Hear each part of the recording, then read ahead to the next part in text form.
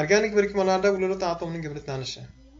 Sizlar bilan 9-sinf biologiya darsida genetika mavzusida gibridlanish haqida ko'p suhbatlar olib borilgan. Ya'ni hayvonlarni o'zaro chatishishi yoki o'simliklarni o'zaro chatishishi natijasida yangi organizmlarni hosil bo'lishi. Bu jarayon gibridlanish deyilar ekan. Quyida biz zebra va otni o'zaro chatishishi natijasida hosil bo'lgan gibrid organizmning guvohi bo'lib turibmiz. Bugun sizlar bilan hayvonlarni yoki o'simliklarni gibridlanishini emas, balki orbitallarni gibridlanishini o'rganamiz. Gibridlanish bu chalkashish, chatishish degan ma'nolarni anglatadi. Uglerod atomining elektron tuzilishiga e'tibor qaratadigan bo'lsak, bu yerda normal holatda uglerodimiz qo'zg'almagan holatida ikki valentlikni namoyon qilyapti. Kekule degan olim organik birikmalarda uglerod doimo 4 valentli bo'lishini isbotlab berdi. Buning uchun uglerod elektronlari qo'zg'algan holatga o'tar ekan. Ya'ni bitta s va 3 ta p elektrondan hosil bo'lgan orbitallar. Bu yerda uglerod 4 valentlikni namoyon qilyapti. S elektronlarimiz fazoda sharsimon harakatlanar ekan, p elektronlarimiz gantelsimon harakatlanar ekan. Buni 8-sinf kimyo kursida o'rganib chiqqanmiz. Metal molekulasi tuzilishini o'rganadigan bo'lsak, shundan xulosa qilib. Demak, bitta s elektroni, 3 ta p elektroni bor uglerodimiz quyidagicha molekularni hosil qilish kerak edi. Lekin olimlarning o'rganishi bo'yicha mana bunday tuzilishdagi molekularni hosil qildi. Ya'ni bu yerda qaysi bog' s elektrondan, qaysi bog' p elektrondan hosil bo'lganini aniqlab bo'lmas edi. Sababi bu yerdagi uglerod va vodorod orasidagi bog'larning energiyasi barchasiniki bir xil edi. Bu qanday sodir bo'lganini olimlar aniqlashga harakat qildi. Buni 1931-yil Pauling degan olim o'zining gibridlanish nazariyasi bilan isbotlab berdi. Uni nazariyasiga ko'ra, kimyoviy bog'lanishlarning hosil bo'lishida turli elektronlarning bulutlari bir-biri bilan aralashib ketadi va shakli va energiyasi teng bo'lgan gibridlangan orbitallarni hosil qiladi. Bu hodisa gibridlanish deyiladi.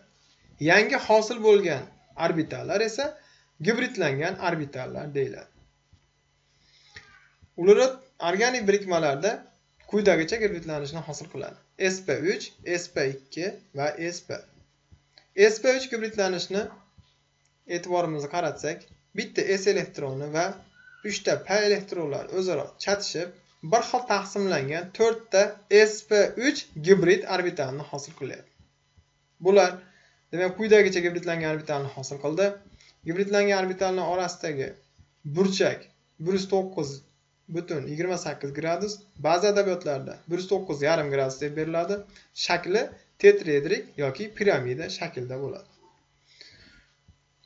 Biz mana bu yerda metal molekulasining hosil bo'lish jarayonini ko'ryapmiz. Vodorodda bitta s elektronlar sharsimon harakatlanyapti. Uglerodning gibridlangan orbitallariga borib bog' hosil qilyapti. Etan molekulasining tuzilishiga e'tiborimizni qaratadigan bo'lsak, bu yerda demak gibridlangan orbitallarimizda vodorodlarimiz turibdi. O'zaro sp3 gibridlangan orbitallar vositasida uglerod o'zaro bog' hosil qilyapti. Bu bog' sp3 bog'lanishi hisoblanadi. Vodorod bilan bog'lanishi esa sp3s bog'lanishi hisoblanadi. sp2 gibridlanishi. sp2 gibridlanish jarayonida uglerod atomining bitta s va 2 ta p orbitallari gibridlanishda ishtirok etadi. 3 ta sp2 gibridlangan orbitalni hosil qiladi. P orbitalimiz esa bu yerda gibridlanishda ishtirok etmaydi. Burchak 120 gradus, shakli tekis yoki yassi shaklda bo'lar ekan.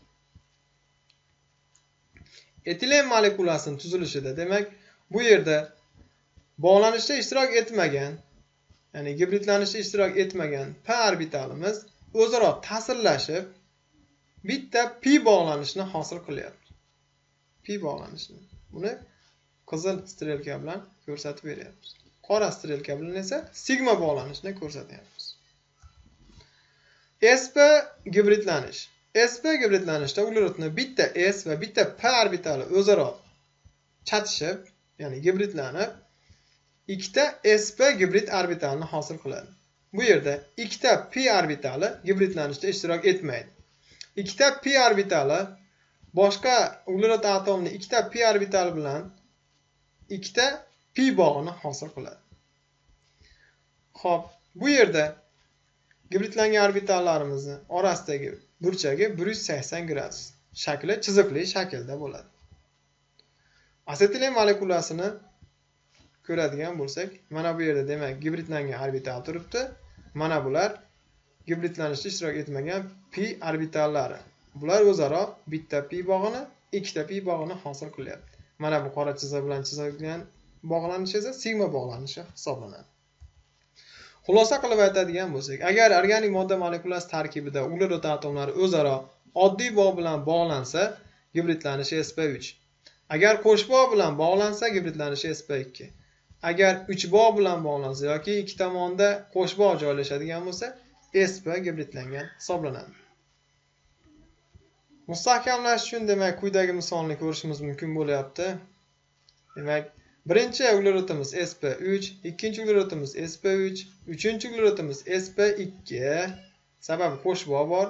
Bu sp, sababi ikki tomonda qo'sh bog' bor. Bu sp2, bir tomonda qo'sh bog' bor. Bu sp2, bu tomonda qo'sh bog' bor. Bu ham sp2, bu tomonda qo'sh bog' bor. Uyga vazifa bo'ladi. 17-paragrafni o'qish, qoidalarni yod olish.